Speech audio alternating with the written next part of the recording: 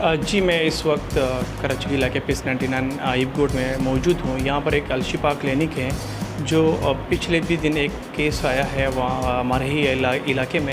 हम यहाँ इनसे भी पूछते हैं क्या इनके पास वो वसाइल, वो आलात हैं जिससे कोरोना वायरस के जो मुतालिक मरीज़ हैं उनको चेक किया जाता है।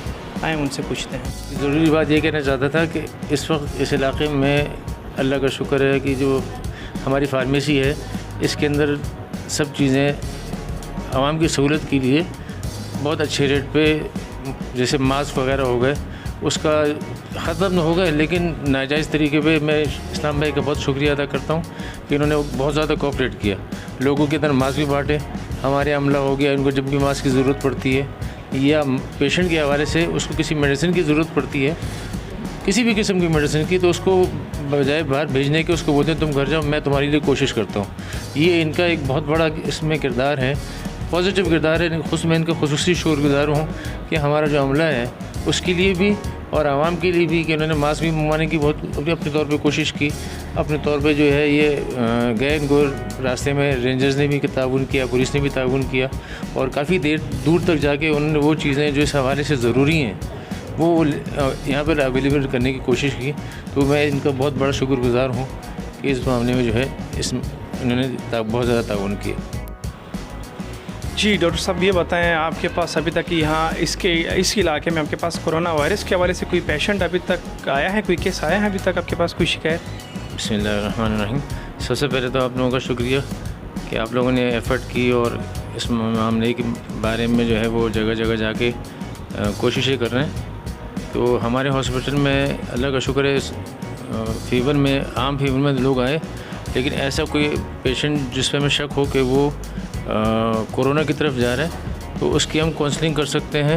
इतनी आसपास जो बड़े हॉस्पिटल हैं उसमें भी ये फैसिलिटीज़ नहीं है, तो उसको हम समझा सकते हैं कि भाई आप अब जाके अपना टेस्ट करवाएं और ज़रूरी अगर है तो फिर जैसा गवर्नमेंट की तरफ से हिदायत हैं या वहाँ के डॉक्टर्स की हिदायत हो उस पर आप अमल करें। आपकी तवज्जो से हमें इस इलाके में जो अल्लाह का शुक्र है तकरीबन मुझे 20 साल हो गए इस इलाके में, लोग मुझे जानते हैं।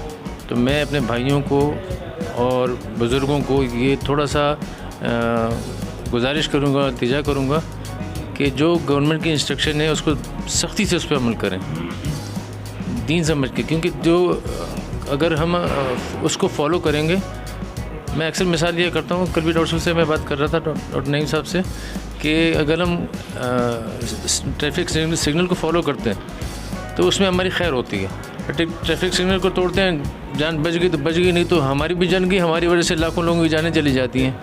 तो हम अगर एहतियात नहीं करेंगे, हो सकता है हमें कुछ ना हो। हम अगर इतने तवक्कुल वाले हैं कि हम ठीक है नहीं करते, लेकिन हमारी वजह से हज़ारों लोगों की जान जो है ख़तरे में पड़ सकती हैं। डॉक्टर साहब ये बताएं कोरोना के जो अलामात हैं वो ऐसे क्या अलामात है? वो तो आमतौर पर ये कहते हैं कि नज़ला ज़ुकाम, खांसी वगैरह है, ये तो आमतौर पर ये होता है, लेकिन उन डिफरेंट क्या है इन दोनों में कि एक आम खांसी नज़ला और एक कोरोना के वायरस के मुतालिक जो होते हैं? देखें, कोरोना की इसके बहुत सारी किस्में हैं। नज़ला ज़ुकाम, खांसी, ये भी कोरोना की किस्म है, लेकिन इसके कोई स्पेसिफिक ऐसे सिम्टम्स के जो हम कंफर्म कर सकें, जब तक कि टेस्ट नहीं होगा उसके बारे में ये नहीं बता सकता कि ये कोरोना है। अच्छा, आपको तो इतना इल्म होगा कि जब कोरोना के हवाले से जो ब्लड टेस्ट वगैरह किए जाते हैं उसका रिज़ल्ट कितने दिन में आता है? फ़ौरन मिलता है या 3 दिन के बाद आता है? क्योंकि हमने सुना है कि 3 दिन बाद आता है या फ़ौरन मिलता है, इस हवाले से क्या बता? नहीं, वो रिपोर्ट तो फ़ौरन नहीं मिलती, रिपोर्ट आने में कुछ दिन, क्योंकि रिपोर्ट को कंफर्म करना बहुत एक संगीन मसला है, क्योंकि वो उस बंदे को फिर एक जगह आइसोलेशन वार्ड में रखना,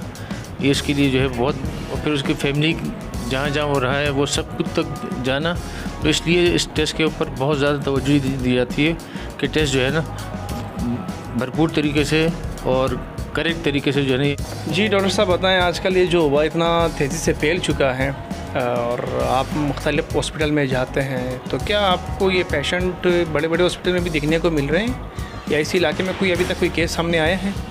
बिस्मिल्लाहिर्रहमानिर्रहीम। मैं डॉक्टर नईम डॉ मेडिकल इमरजेंसी डिपार्टमेंट में एजेसो में काम करता रहा हूँ। इस वक्त मैं यहाँ पर जो काम कर रहा हूँ ये बेसिकली तो एक बेसिक हेल्थ यूनिट टाइप जो है वो हमारा क्लिनिक है। जिसमें बहुत सारे केसेस मुख्तलिफ़ अक़साम के साथ बीमारियों के साथ हमारे पास प्रेजेंट करते हैं। लेकिन क्योंकि आजकल ये पूरा अपना कोरोना का एपिडेमिक या पेंडेमिक हो चुका है, इस हवाले से हम लोग यहाँ से स्क्रीनिंग तो नहीं करते, लेकिन प्रॉपर अगर कोई हिस्ट्री होती है अकॉर्डिंग टू WHO के प्रोटोकॉल के हिसाब से कि अगर किसी को फ्लू के सिम्पटम्स हैं जिसमें नज़ला, बुखार, खांसी, और उसके साथ साथ उनकी अगर कोई प्रॉपर हिस्ट्री है कि वो किसी जगह से ट्रैवल करके आया है, ऐसी जगहों पे या ऐसे लोगों से वो मिलता जुलता रहा है जिनकी हिस्ट्री है कि वो भी बाहर से आए हैं और उनमें कोरोना के अलामात पाई गई हैं, तो ऐसे पेशेंट्स को हम यहाँ से पेशेंट्स को प्रॉपर काउंसलिंग करके उनको समझा के किस तरह आपको आइसोलेशन में रहना है, किस तरह आपको क्वारंटीन में रहना है, और जो पेशेंट हम समझते हैं कि भेजने वाले हैं तो हम उनको प्रॉपर टर्शरी केयर जो गवर्नमेंट हॉस्पिटल ने अपने अपने जो है वो एरियाज़ में बनाए हुए हैं कि वहाँ जहाँ टेस्ट भी होते हैं, जहाँ आइसोलेशंस भी होती है, और हम सारे पेशेंट्स को प्रॉपर काउंसलिंग करने के बाद इन हॉस्पिटल्स में भेजते हैं। अच्छा, ये बताएं कि कहते हैं कि कोरोना वायरस से एक दूसरे में मुंतकिल कैसे होती है, क्या क्या ऐसे असरात होते हैं? लोग तो मतलब अक्सर हमने तो ये सुना है कि मुंह के ज़रिए ज़्यादा जो है वो असरात पाए जाते हैं या हाथों से, तो इसके क्या असरात है? कुछ एहतियाती तदाबीर के ज़रिए भी बताएं। देखें, ये corona virus basically droplet infections में आता है। ड्रॉपलेट वो होता है कि इंसान जो करीब आपस में बैठते हैं कि नज़ले से यानी जो छींक आती है उससे जो रतूबात निकलती हैं वो अगर किसी को लग जाएं तो उससे हो सकता है। इंसान खांसता है, उससे जो बलगम या जो रतूबतें निकलती हैं उनसे इंसान को हो सकता है। इसीलिए बार बार हर जगह पे, हर सतह पे गवर्नमेंट, सोशल वर्कर्स, NGO सारी चीज़ें यही अपना बार बार कहती आ रही हैं कि अपने आप में अपना जो है डिस्टेंस पैदा करो, कि कम से कम 1 मीटर का जो है वो अपना फ़ासला रखो। अगर कोई चीज़ आपको लेनी है, कहीं जाना है, आना है, तो पर्सन टू पर्सन 1 मीटर का कम से कम जो है वो फ़ासला हो, ताकि अगर कोई खांसता है, नज़ला करता है तो वहाँ तक इन्फेक्शन जो है वो मुंतकिल ना हो। तो इसके लिए जो प्रॉपर इंडिकेशन, अपना जो एहतियात हैं उसको फॉलो किया जाए, जितना हो सकता है वो बेहतर रहता है कि आप इसको जितना फॉलो करेंगे उतना आपको ये ब्रेक थ्रू देगा। और अलशिफा क्लिनिक के इंतज़ामिया उन्होंने यही बात की कि हमारे पास वो फैसिलिटीज़ तो नहीं है, लेकिन जब भी ऐसे कोई पेशेंट आता है तो हम उसको किसी बड़े हॉस्पिटल में रेफ़र कर देते हैं ताकि वो वहाँ पर उसका बाकायदा इलाज की जा सके। और उन्होंने अपने इलाके के आवाम के लिए भी एहतियाती तदाबीर के हवाले से भी पैगाम दी हैं कि वो इस चीज़ का ख्याल रखें, एक दूसरे से इस तरीके से ना मिल जुलें और ऐसे गैदरिंग ना बनाएं जिससे ये वो बात और भी तेज़ी से फैल जाए, ताकि इस हमारे इस गरीब हल्के को किसी भी मरीज़ को नुकसान ना पड़ जाए।